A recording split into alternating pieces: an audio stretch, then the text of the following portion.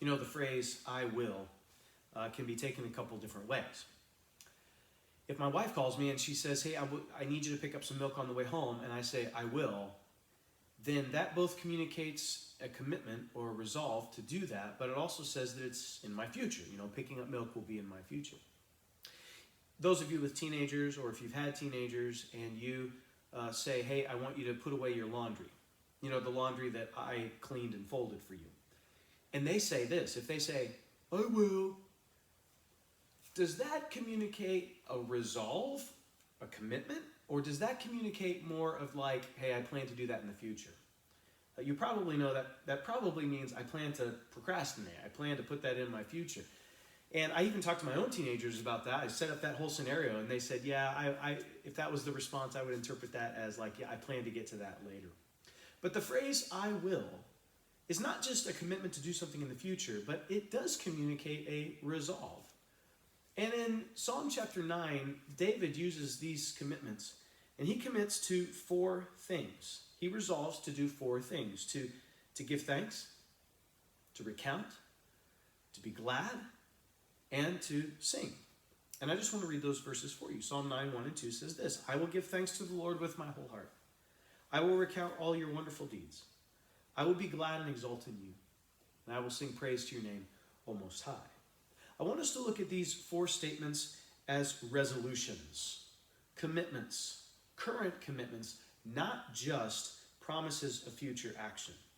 And if I were going to take those verses and reframe them into a congregational setting, I might do it kind of like this. I might say, church, will we resolve to give thanks with our whole heart? Congregational response, we will.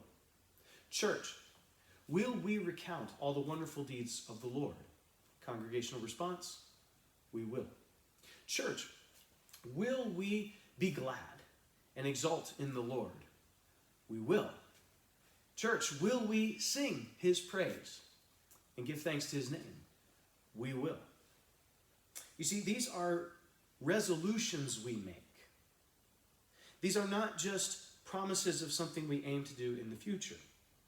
See, for a long time, we've made plans. We've looked toward the future, toward this new worship space. Even as I'm in the green room right now, I've looked forward to this space too. And now we're here, right? And so I simply want to reorient our minds toward making these resolutions, these commitments. And I realize that there are still a lot of things that we need to do, a lot of work to be done, work out the bugs. I mean, even now, the AV installers are still here, and they'll continue to be hard at work over the next few weeks. But we don't have to wait, right? We don't have to wait to make these resolutions until everything in this building is done. I mean, we can resolve right here and right now to give thanks. We can resolve right here and right now to recount and remember all the wonderful things that God has done. We can resolve to be glad. We can resolve to sing his praise. And I imagine that we're going to continue to face some obstacles and some annoyances as we settle into the new space. This is going to be a period of adjustment. And your particular area of ministry, from week to week, as you serve, is going to continue to pivot a little bit here and turn the dials a little bit here and there. But as that continues to happen, I just want to encourage us as a team to commit, to resolve to these 4 things. Give thanks. Recount. Remember what God has done for us. Let's commit to be glad, okay?